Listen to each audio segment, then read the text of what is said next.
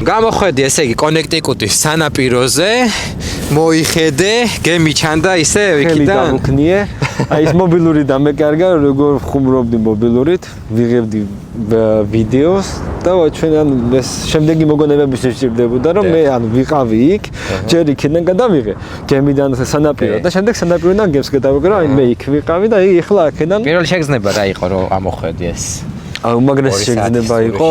ჯერ ის რომ დასრულდა ჩემი უკან წყალში მოძრაობის და წყლის კოშმარი და რაი როგორც კი ხმელეთს შევეხე